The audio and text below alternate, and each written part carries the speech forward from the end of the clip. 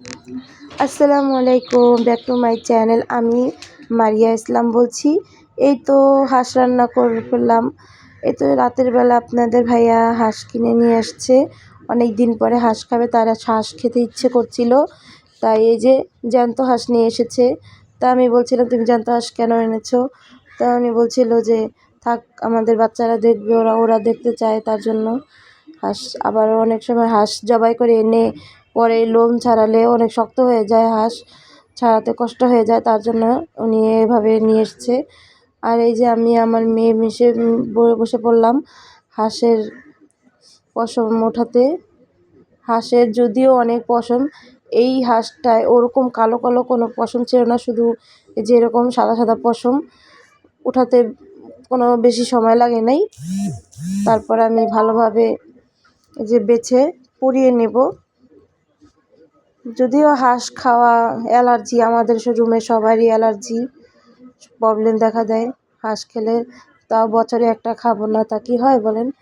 এই তো হাঁসটাকে আমি ভালোভাবে পুড়িয়ে নিয়েছি, দেখেন তেল একদম বেরিয়ে গেছে। হাঁসে প্রচুর তেল থাকে। এই যে এখন আমি এই যে পুরো হাঁসটাকে কেটে নিলাম। এই যে এতখানি মাংস হয়েছে। হাঁসের মধ্যে যদিও হাড্ডি থাকে, কিছু করার নেই। এরকমই এখানে 700 টাকা দিয়ে একটা হাঁস কিনে আনছে, 700 টাকার মাংস। এই দেখেন, কিছু সমাজে মধ্যবিত্ত জীবন, আমাদের মধ্যবিত্ত জীবনের কত হিমশিম খেতে হয়।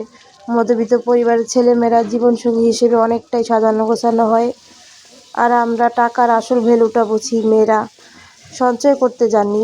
হাইফাই রেস্টুরেন্টের ডেটে যাওয়া, দামি দামি গিফটের চেয়ে রাস্তার ধারে চা ফুচকা খেতেই আমরা খুশি হই, পেলেই খুশি হয়ে যাই না? কতই সহজ, আমাদের মনটা নরম। জানি না সবার ক্ষেত্রে তার এক হয় না, কিছু কিছু মেয়েদের হয়, অনেকটা দিলেও হয় না। কিছু কিছু মেয়েরা আছে অল্পতেই অনেক খুশি হয়ে যায়। যেমন আমি, আমার স্বামী যদি আমাকে যাই 1 টাকার জিনিস এনে দেখ, 1 টাকার জিনিসে আমি খুশি হয়ে যাই। কারণ আমার স্বামীর আর্থিক রোজগারের উপার্জন, হালাল উপার্জনে আমাকে যতটুকুই পারবে সে দেওয়ার চেষ্টা করে। এই তো আমার হাঁসটা এই যে রান্না হয়ে গেছে, কষাচ্ছি ভালোভাবে। একটু ঝাল মরিচের ফাঁকি একটু বেশি দিয়েছি। আলুটা পরে অ্যাড করে দেব। এখন এই যে হাঁসটা ভালোভাবে সিদ্ধ হয়ে নেক, তারপরে একটু গরম পানি দিয়ে দিয়েছি আমি এর মধ্যে। এই যে ঢাকা দিয়ে অনেকক্ষণ রেখে দেব, সিদ্ধ হোক ভালোভাবে। এই তো হাঁসটা এর মধ্যে আলুও দিয়ে দিয়েছিলাম। হাঁসটা পুরো রান্না কমপ্লিট। আমি জিরাও ফাঁকি করে দিয়েছিলাম। কেমন হয়েছে জানাবেন। যারা নতুন, সাবস্ক্রাইব করে আমার চ্যানেলটির পাশে থাকবেন, লাইক করবেন, শেয়ার করবেন। আপনাদের কাছে এইটুকুই আশা। কেমন হয়েছে জানাবেন। এই তো আমার মেয়ের টিফিন দিয়ে দিলাম মাদ্রাসার।